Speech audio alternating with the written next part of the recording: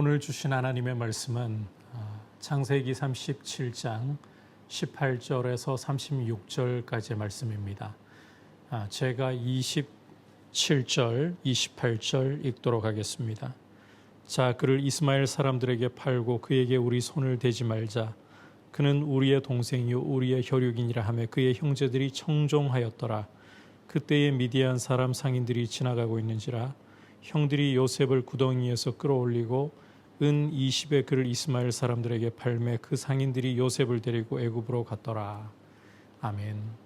이 창세기 37장 18절 이하에서는 17세 소년 당시 요셉의 신변에 새로운 변화가 생기는 내용을 기록해 주고 있습니다.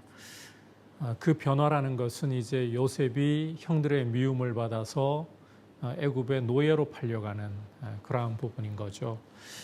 우선 오늘 말씀 18절을 보면 이 요셉이 그들에게 가까이 오기 전에 이 그들이라는 건 형들을 가리키죠.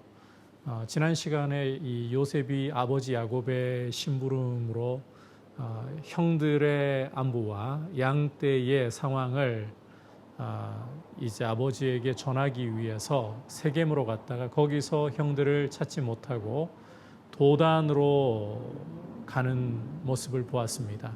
이제 도단에서 일어나는 상황인 겁니다. 이렇게 아버지 심부름을 따라서 형들을 찾아오는 길인데 요셉이 아직 멀리 떨어져 있을 때 형들이 요셉을 알아본 겁니다. 동생이 오고 있는 것을, 이 채색 옷을 입었기 때문에 더 눈에 띄었던 것 같아요. 이 요셉을 보고서는 형들이 죽이기를 꾀했다. 자, 어떤 이야기를 하는가 우리가 좀 19절, 20절에서 들어보아야 하는데 이 형들이 서로 하는 말이 꿈꾸는 자가 오는도다. 우리 동생 요셉이 온다. 그렇게 말하지 않습니다. 꿈꾸는 자가 온다. 자, 형들이 왜 이렇게 요셉을 죽이려고 하는가? 지난 시간에 본 것처럼 일단 아버지가 이 늙음하게 얻은 아들이기 때문에 11번째임에도 불구하고 요셉을 형제들 중에서도 특히 사랑했다.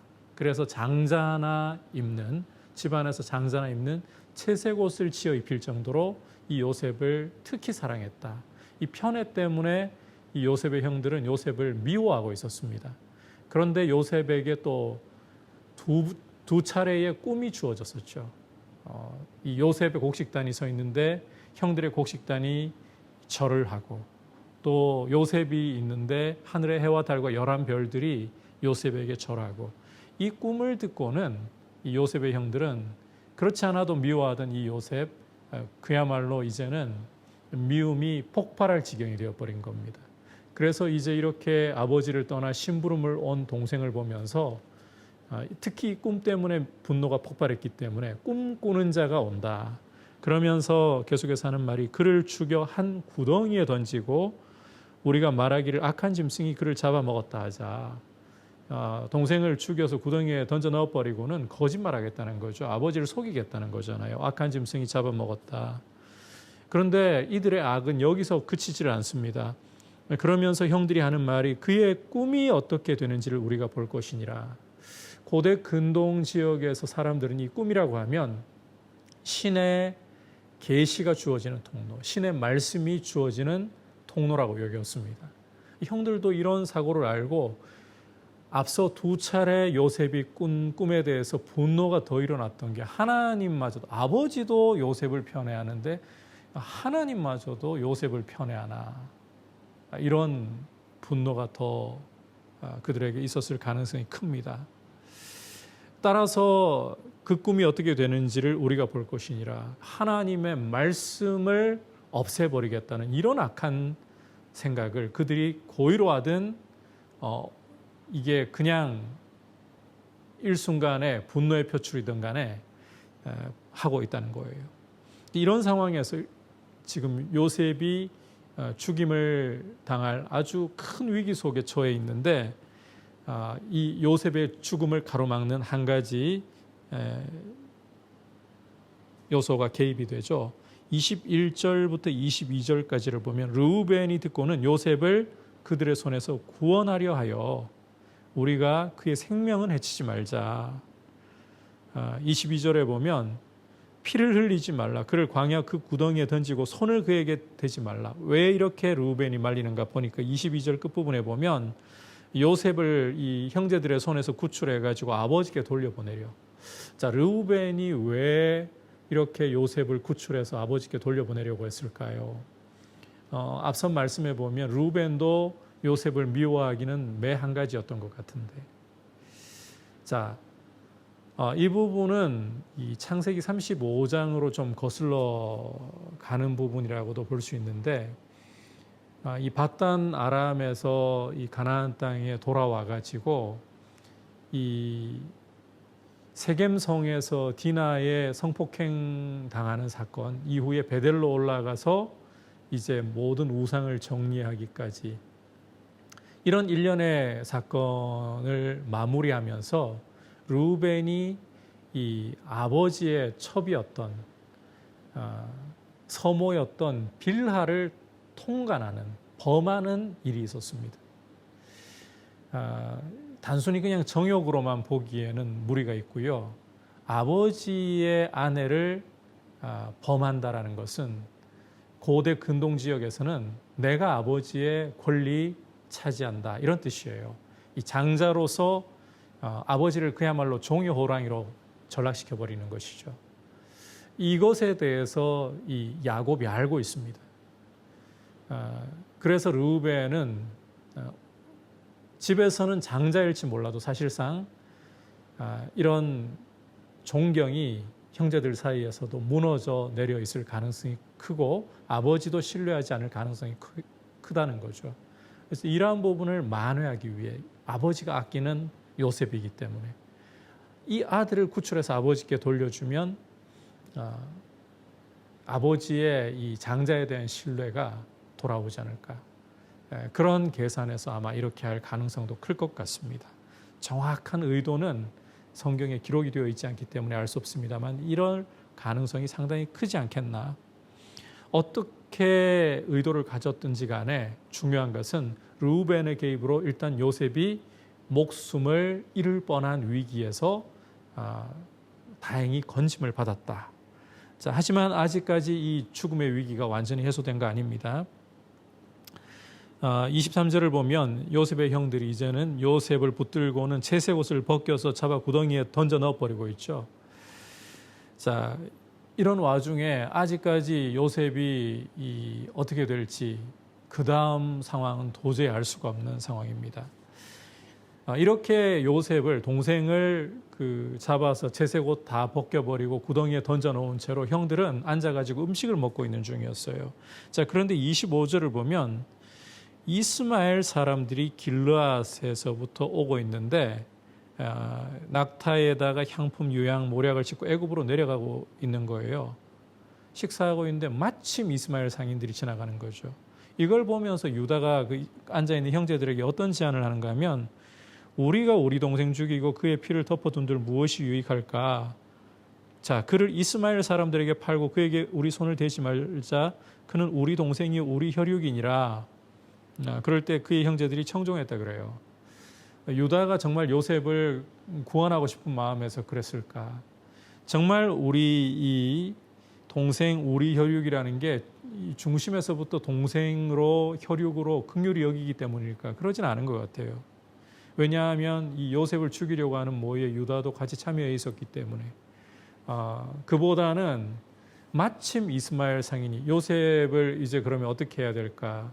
이 밥을 먹으면서 형제들이 그런 이야기를 나누고 있었을지도 모르겠습니다. 그런데 마침 이스마엘 상인이 지나가니까 이게 우연의 일치가 아니에요. 하나님이 그 순간에 이스마엘 상인들이 지나가게 역사하신 거죠. 유다는 그냥 자기의 생각을 던지는 겁니다. 피 흘릴 바에 우리 손에다가 우리 동생 피를 묻힐 바에 차라리 이익이라도 취하는 게 낫지 않는가. 그 상인들을 볼 때 그런 생각이 일어나는 거죠. 이 모든 것 위에 하나님의 보이지 않는 손길이 역사하고 있다라고 봐야 되는 거죠. 그래서 요셉이 애굽에 내려가는 이 이스마엘 상인들에게 미디안 상인들에게 노예로 팔려가는데 이로써 참 요셉은 고난을 피할 수는 없지만 죽음의 위기가 완전히 해소되고 있는 것을 발견할 수가 있습니다. 어떻게 보면 지금 이 37장에서 주된 문제는 단순히 요셉을 형들이 죽이려 했다 이 차원이 아니에요. 요셉 한 사람이 죽게 되면 나중에 이 요셉을 통해서 두 지파가 세워지게 되죠. 에브라임과 므낫세 두 지파가 세워지잖아요. 이스라엘의 12지파 가운데 두 지파가 무너지게 되는 거예요. 요셉이라는 족장이 죽게 되면 두 지파가 무너지게 되는 거예요. 하나님 백성 안에 이런 큰 사건이 벌어질 상황에서 하나님이 르우벤을, 첫 번째로는 르우벤을 통해서, 두 번째로는 이 미디안 상인들, 이스마엘 상인들이 지나갈 때 유다가 이익이라도 챙기고자 하는 마음이 일어나게 하심으로 이렇게 자손이 끊어질, 두 지파가 끊어질 위기에서 요셉을 보호하셨다. 우리는 이 하나님의 손길을 이 가운데서 볼 수 있어야 하는 것입니다. 하나님의 두 가지 아주 중요한 축복이 구약에 기록이 되어 있는데 그 두 가지 축복 중에 하나는 자손입니다. 하나님 백성을 이루어야 되기 때문에. 두 번째는 땅입니다. 이 하나님 백성이 살아갈 영토이자 하나님이 통치하시는 하나님 나라를 이루는 요소로서 하나님 백성과 이 땅이라는 것은 구약에서 굉장히 중요한 축복인 거예요. 그런데 그 중에 한 축인 하나님 백성 중에 두 지파가 무너져 버릴 위기가 해소가 된 것입니다. 이 창세기 37장은 결국 큰 이 흐름 속에서 본다면 하나님께서 당신의 백성이 이 두 지파가 끊어질 그런 위기 속에서 르우벤을 통해서 그 다음에는 유다를 통해서 르우벤도 유다도 각자의 다 계산이 있겠죠. 그러나 하나님께서 이러한 방식으로 이 요셉을 보호하심으로 두 지파를 보호하셨다. 이 사실을 우리가 볼 수 있어야 되는 거예요. 자, 그다음 이어지는 내용을 보면 이제 르우벤이 이제 자리를 비웠다고 와 보니까 요셉은 이미 애굽에 팔려가고 없고 그래서 슬퍼하는 모습과 이제 형제들이 요셉의 채색 옷을 찢고는 이 염소를 죽여서 피를 그 옷에다가 묻혀서 아버지께 갖다 드리니까 이제 아버지 야곱이 내 아들이 악한 짐승에게 찢겼다 그러면서 통곡하면서 슬퍼하는 모습을 보여주고 있죠. 이 말씀 속에서 이 야곱은 요셉을 편애했잖아요. 다른 아들들이 아무리 위로를 해도 그 위로를 아예 받아들이지 않잖아요. 마치 아들이라고는 하나밖에 없는 독자를 잃은 것처럼 슬퍼하잖아요. 하나님이 이 야곱도 다루고 계시는 거죠. 하나님의 백성은 이렇게 참 하나님 이외에 그 어떤 것에도 목숨 걸거나 집착해서는 안 된다는 걸 보여주고 있습니다. 야곱은 그렇게 이스라엘이라는 이름을, 영광스러운 이름을 얻었잖아요. 그런데 요셉을 편애함으로 아들들 가운데 이런 미움과 증오를 일으켰잖아요. 그 단초를 제공했잖아요. 하나님의 백성은 하나님보다 더 애지중지하고 더 붙들고 있어서는 안 된다라는 것을 이 요셉을 잃게 되는 과정 속에서 그것도 자기 아들들을 통해서 이런 일을 겪고 있는 것이죠. 하나님이 이 부분을 다루고 계시는 거예요. 이것은 뒤에 갈수록 이제 점점 더 선명하게 드러나게 되는 내용입니다. 자, 그래서 중요한 것은 오늘 이 말씀 속에서 하나님 백성들의 모습을 좀 봐야 됩니다. 형들은, 요셉의 형들은 아버지가 이 동생을 편애한다고 해서 동생을 죽이려고 하고 심지어 그에게 주어진 하나님의 말씀까지도 죽여 없애버리려고 하는 이런 악한 모습.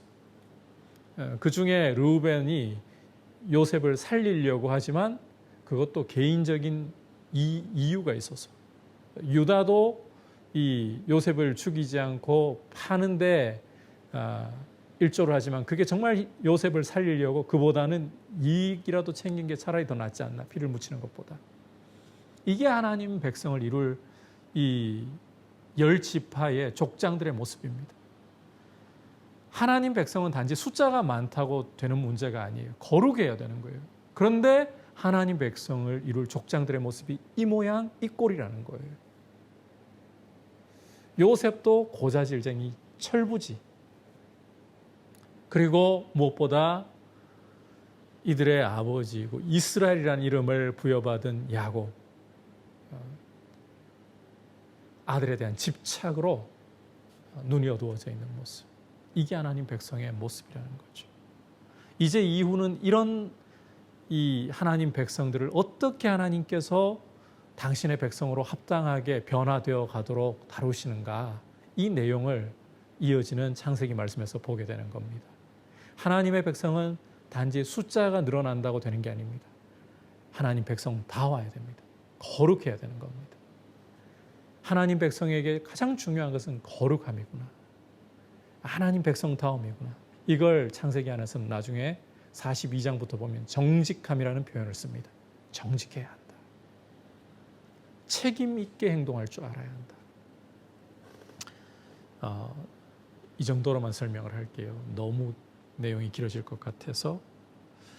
또 한 가지 주목해야 될 것은 이런 인간의 악에도 불구하고 하나님의 뜻은 유유히 이루어지고 하나님이 당신의 백성을 세워가려고 하는 계획은 좌초되거나 좌절되지 않는다. 요셉이 죽을 뻔한 위기 속에서 어떻게 구원받는지를 보십시오. 우연히 이스마엘 상인이 지나갔다고요? 우연히 르우벤이 막았다고요? 그렇지 않습니다. 하나님의 보이지 않는 손이 이 모든 부분들을 지휘하고 계시는 거예요. 그래서 어떤 인간의 악 속에서도 하나님의 뜻은 유유히 이루어진다. 지금 우리 한국교회가 참 어려운 상황 속에 있지만 그럼에도 불구하고 하나님의 영광은 사라지지 않을 것이고 하나님의 역사는 사라지지 않을 줄 믿습니다. 우리가 이것을 바라보면서 하나님을 신뢰하고 하나님 백성답게 서가기를 사모할 수 있기를 축복합니다. 거룩하기를 사모하기를 축복합니다. 같이 말씀을 생각하면서 기도하겠습니다. 첫 번째로는 이 하나님의 백성은 숫자가 많아진다고 복이 아닙니다. 거룩해야 됩니다. 하나님 아버지, 거룩하게 하옵소서. 거룩하게 하옵소서. 그리고 어떤 인간의 악함 속에서도 하나님의 뜻은 실패하거나 좌절되지 않습니다. 이처럼 당신의 뜻을 유유히 이루시는 하나님을 바라보면서 우리 성도들이, 우리 한국교회가 하나님께 소망을 두고 다시 한번 우리 한국교회를 빚어주시옵소서. 그리고 코로나 사태가 잘 제어되게 하여 주옵소서. 같이 기도하겠습니다.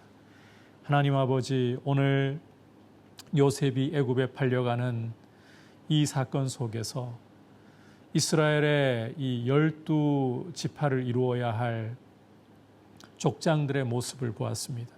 아버지, 이 12지파를 이루어야 할 족장들의 모습이 하나님 백성 가운데 2지파를 없애버리려고 하는 일에 조금도 주저함이 없이 꿈꾸는 자가 온다. 우리가 그를 죽여서 그 꿈이 어떻게 되는지 보자. 이렇게 악한 말을, 악한 도모를 하는 것 보았습니다. 아버지, 이런 모습 속에서 하나님 백성이라는 것은 단지 숫자가 많아진다고, 자손이 번성한다고 되는 문제가 아니라 거룩해야 한다는 사실을 저희가 이 말씀을 통해 봅니다. 아버지, 거룩함을 사모하고 하나님 백성다움을 사모하게 하여 주옵소서. 이런 인간의 죄악 가운데서도 오늘 말씀을 통해 하나님의 뜻은 좌절되지 않는다는 것 보았습니다. 이 전능하시고 신실하신 하나님을 신뢰하고 의지하면서 우리 성도들이, 우리 한국교회가 주님의 은혜를 구하고 우리 한국교회를 다시금 새롭게 하셔서 주님의 이름으로, 주님의 이름의 영광을 위하여 일으켜 주시옵소서. 아울러 코로나 상황이 잘 제어될 수 있도록 주님 크신 은혜와 긍휼을 베풀어 주시옵소서. 예수님의 이름으로 기도드립니다. 아멘.